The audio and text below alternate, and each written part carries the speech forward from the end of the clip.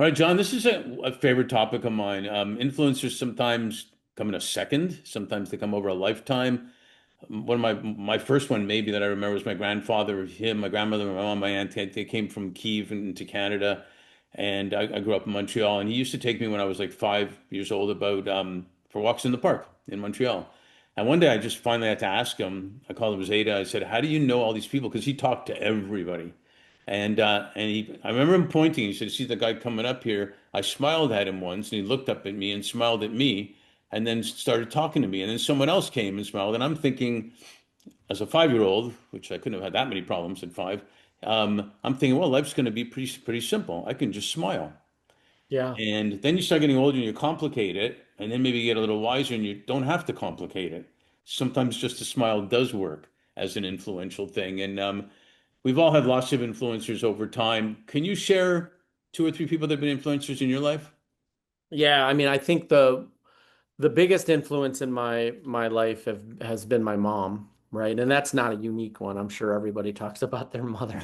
Well, Um, it's unique enough that everybody loves their mom. yeah, I mean, but my mom is somebody who, stands just over 5 feet tall, and but she has this kind of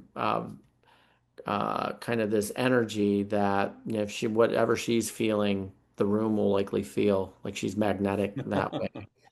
And she's the only person I know that have just she's gone through so much challenge, and she stands on the other side of that with a smile on her face. And there's she had throat cancer several years ago, and I took, I was, went to Anderson in Houston to kind of be with her while she went through chemo and things like that. And one of the things I remember was sitting on the little golf cart trolley that would go, HD Anderson's super huge, or Yeah. MD Anderson. You go from one end to the other. It takes a while by cart to get there. Um, and so I remember sitting on the cart, and there was a woman sitting next to her.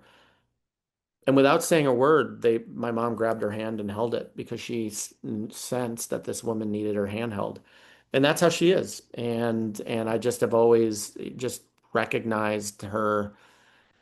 She doesn't put on airs. She doesn't dress up. She doesn't try to impress anyone. She doesn't care for that. What she cares about is showing up the right way. And so I really do value that. That's awesome. I think to be honest with you, there's people that have popped in and out of my life. I think there's, people who are with you for the long road.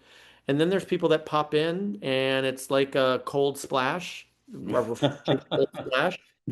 And I remember I was a boxer. And I've had a number of coaches that I think have been really amazing. But I had a boxing coach early, in grade school, who would do whatever he could to try to find a way to connect. And he was 80, or close to 80 by the time I had met him, but a vibrant 80. He was really like Mickey on Rocky. Um, but he had a pet orangutan monkey, orangutan, and that was one of his many ways to connect. And while I don't remember the orangutan's name, I do remember having a orangutan. What I do remember about him is just the ability of somebody who's maybe 10, 12 years old, having a supreme ability to connect with somebody who is decades upon decades older, Hmm. and how important it was for him to connect, and how all of the reasons why somebody at that age would not connect with somebody was something that he was dedicated to with intention. I love And that. so for me, I remember that. And then I would say influences, there's influences that came across in challenging ways, and that I knew that wasn't the way that interaction should be happening. And so Hmm. I don't think there's anything wrong with that, right? Like, we often, when we talk about influences, talk about the coach or the mom or something like that, and they're always positive. But for me, as someone growing up in deep poverty, there were a lot of people committed to help, wanting to help me, that did it in ways that were more challenging, made me feel more poor, made me feel 2 inches high, right? Served me in a way, or tried to serve that was more about them and the apparatus that they were representing than what it was really about me. And ultimately, I'm writing a book on this, but I remember those vividly. And I think you talk to anybody, any person that's grown up in a similar state, they can tell you what we might call war stories about those interactions that still sit with them today. Some of them Absolutely. horrific, right? And all started from a place of like somebody wanting to do good, but they maybe spent all of 2 seconds thinking about that, and then they stepped out into that experience and did real damage. And so I remember those as well. It also brings up the places where I see somebody who is serving in the right spirit and does it really well, and it's recognizable, right? So for me, Yeah. those experiences, both mostly challenging oftentimes, sit with me and have an influence on me for sure.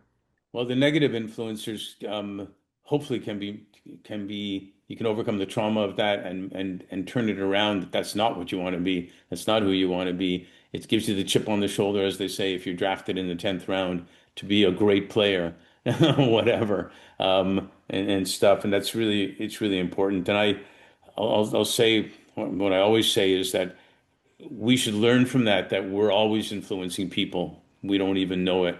And it's our choice to be positive or not, and to make a difference for people. So thanks for sharing that. I love your Yeah. mom.